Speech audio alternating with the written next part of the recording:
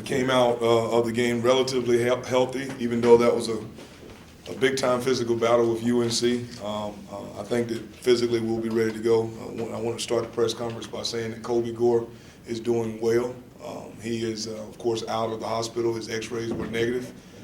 We don't know if we're going to have him this week or at all yet, because there's a secondary evaluation that we have going on moving forward. But the great news for our locker room and for our team is that he is doing well, and the fans and everybody around that called and gave us support and prayed for him. We're very appreciative of it. Moving forward to Virginia Tech, we're going into a very hostile environment with a great crowd. But the best thing in the stadium, of course, is their football team. A really, really good football team. They play hard. Defensively, they're only returning 3 starters, but the guys that are coming in are great players. Offensively, the thing that puts you at most angst is what they do in their backfield.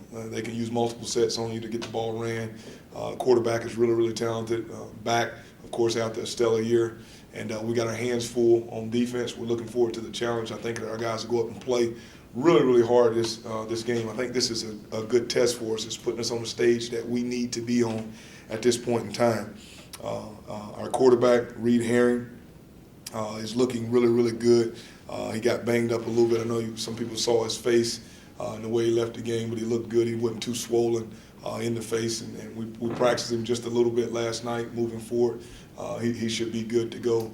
And outside of that, we're just really anxious to get this game and get this week started. We had a really good Sunday practice where our guys came out with a lot of energy and enthusiasm, but they had quickly moved past UNC to Virginia Tech. One of the best things about helping you get past a big win is to know that you have a great opponent coming. Coach, obviously everyone from probably Virginia to South Carolina is looking at this storm. Have you guys talked about that internally? And I mean, is it too early to start talking about that if that could affect this game? No, we actually started talking about it on Saturday evening, not the effect on the game, but mostly the effect on our kids, on our student athletes, and the people in our building, our staffers, and then their families. So that's something that we started to talk about. The university is in a meeting right now as we speak. It kind of ran hand in hand with this press conference, so I can't give you any more information than that. But we're definitely monitoring it. The university is monitoring it, but for us, it's more about the student athlete, how we can make sure we protect them. I'm a lot more equipped to deal with this time because we've been in a situation here before where I understand how important this situation is and how quickly it can change here in Eastern North Carolina. So that's something that we're monitoring. But at the football part of it, we're really, really focused on driving up to Roanoke and then going on into Blacksburg to be able to play the game. We're putting some things in places that hopefully give us a chance to be completely focused on being able to play. Our guys are looking forward to this game. So we are monitoring it, but we're definitely getting ready for the football game. Scott, whose decision is it if a change has to be made, whether it's canceled or postponed? Is it ECU's call, depending on what happens with the weather, or is that something you have to do in conjunction with Virginia Tech? There's a lot of different steps. There are some conference calls that have to be made, not just ECU with Virginia Tech, and then it also has there's some campus things that are connected to it. So there's a huge gamut of conversations and things going on right now. And we'll just find out. You know, right now I know pretty much what you know. I should know a little bit more, hopefully by 1 or 2 o'clock today, on the process of what Tuesday looks like and what Wednesday looks like. But right now I just don't have any more information to give. Have you guys considered leaving earlier to get up to Blacksburg? That's definitely a consideration, yes. Are you concerned that the kids will be thinking about their families and that kind of thing, and how hard is it to get everybody on the same page? Yeah, I'm very concerned about that. That's a concern, but I think the way that we built the team with the relationships between the coaches, I have a better understanding of who, you know, to listen to and to go to in these situations, to bring in, to talk to our guys. We can provide counseling for them. We can also set up direct lines of communication with their parents. The hard thing is it's just the unknown. You know, last time what I realized is there was a couple of days where guys weren't able to talk to their mom or their dad, or we had guys with children that were separated from them for 3 or 4 days and they couldn't communicate. So those things are tough, but we are more equipped, like I said, to deal with it this time. Am I concerned about that? Yes, I think everyone needs to be concerned about it. These are student athletes, but beneath all of that, they're kids and they're human. So their loved ones are what's most important to them. So we're going to handle it the right way. That's why I said the Saturday night conversation that I had was all based around how do we make this as painless and comfortable, if you will, for our student athletes, their families, our coaches, staff, and their families, and then making sure that we move forward and that we're safe. But we're really still focused on playing football. It does take a tremendous amount of focus to be able to get through all this. And we recruit the state really hard, so we have a lot of kids in state, and so we have to pay close attention to that. I've been in a lot of hurricanes living here and been able to deal with them and see, even going all the way back to, I think, 1989. I think 89 was Hugo. I may be off a year. Don't hold me to it. It was. But somewhere in there, that storm hit all the way into Charlotte and into Shelby and ripped up a lot of places there. So it's the unknown, and all those things we got to be able to focus our guys. That's our jobs.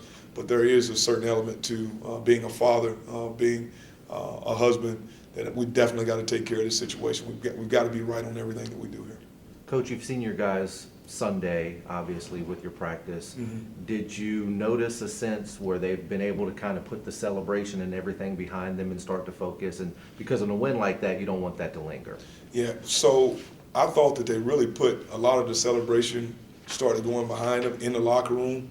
On Saturday, they had a little team get together right there at the end and talked about, the next step and taking care of Saturday night. When guys start talking about taking care of Saturday night so that you can have a great Sunday, you know that you've crossed a huge hurdle with the football team. They were talking about taking care of their brothers on Saturday night so that when we came in Sunday, we could have a great day of treatment and a great practice on Sunday. They were already talking about the conditioning after Sunday's practice. So that's a good thing. So they put a lot of that behind him. I haven't felt what we did feel a little bit after year one, the NC State deal with everything that was going on. I think that we've maintained and we've grown a lot since that time, both coaches and student athletes. You got Holton some action for the first time Saturday. Is the game plan to continue to get him reps in games? That's something that we monitor by what the defense shows us, but we'd like to see him continue to play up into a point of where we can get our run game going really well with or without him, and then that'll kind of make the decision on where we go with Holton. But I was extremely pleased with the way that he played, and I put him in situations this past week where, they were stressful, but they didn't give him the whole body of the game. I like him in 4th and 1, in 3rd and short, and then also in 1st and 10, because before you know it, he'll be throwing the ball in some of those situations because he's very effective throwing it as well. So it gives us a little bit of, every week we can grow his package. So we'd like to see a little bit more of him, but it's based on what the defense is also showing us. How does this Virginia Tech team compare to the previous two teams you faced? It's a different team. I think they're more disciplined than they were. They were more talented, in certain positions. You can look at the NFL draft. Whenever you lose that many high draft picks, you know that you're coming in with new players. The one thing that they do, they still apply pressure. And it's not pressure by adding 5 or adding 6. They run to the ball like you've never seen. They've recruited really, really well there. So the people that they have coming in, even the true freshman at backup linebacker, Hollifield, he comes in and he looks like he's been playing 2 to 3 years. The new guys that they're playing with on the perimeter at the corner position, long, 6'2", 202 pounds. So they've recruited really well. By the end of the year, we'll be talking about them as one of the most talented teams. But it's definitely a different team. Really, really physical at the point of attack in the interior on both sides of the ball. Even though they're young on offense, their left tackle, he's gonna make a lot of money in this game. So where they lost players at, they've been able to replace guys that we don't know a lot about besides the first 2 games, but they seem to be really, really talented, and they're definitely probably a top 10 football team right now. Where's Kingsley Effetti fit in this offense now? So he's the backup quarterback, and that's where he is. There was a time in the game where we lost Reed. The next guy going into the game, once we could have got everything settled down after we knew that we lost Reed, it was going to be Kingsley as the quarterback. Now, our package was still going to be our package, but we have to be able to practice a quarterback, a backup quarterback, and a package guy. And now we're able to do all of that. And at the same time, we're bringing Holton along and giving him more and more and more and more. So it works out really well. I think that Kingsley had a great camp. He's had great practices. And when he went in the game, he was efficient. The only play that he played in the first game, he was efficient. I think that he is progressing toward being an even better player. So right now, he's the backup quarterback. Holton is kind of a jack of all trades, if you will. Year after year, Bud Foster's defenses give offensive headaches. How do you guys game plan to attack that defense? That's a tough question because I've now been going against him, seems like every year forever. And the thing about him is that you never know what you're going to get from week to week. Even though you know he's going to play 2 or 3 good base defense or different defenses, it's just the small nuances of a corner alignment, safety alignment. Is he going to travel with the tight end? Is he not going to travel with the tight end? You know, if you jump your back, is it going to have any effect on him whatsoever? Is he going to get you to a point in time where you feel like you got to protect both edges? So it's just so hard to get a feel for. So in those situations, I mean, I think you got to do what you do. I think you got to be really, really talented, of course, at the outside positions in which we are. And then I think on the interior, you got to mix up your blocking schemes. So as far as attacking him, it's really stopping him from getting us off schedule. If we can stay on schedule in this football game, what our guys are hearing is we can stay on schedule and get to some third and manageables, we'll be fine. And I think the 2 keys to the game is going to be simple this week. I think that we've got to play harder than Virginia Tech, and we've got to maintain possession of the football. We've got to end every possession in a kick, and we'll be fine. Coach, will you do anything different on special teams? Because although Frank Beamer's long gone, they still play Beamer ball. Yeah, we're going to have some different wrinkles in special teams. We're going to have to be innovative in the way that we go about taking care of the football in special teams. We're also already thinking about there will be weather in this game, which, I don't mind it being a weather game, if you will, in these type of matchups.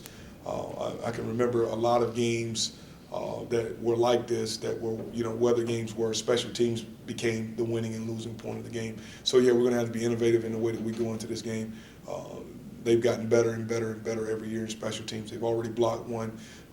They know what they're doing in special teams. And the one thing about special teams is where the physicalness, the physicality of the game and the athletes kind of can come together at one point in time. And one thing Virginia Tech has is physical athletes. So we're definitely going to have to be innovative in that category of the game, special teams.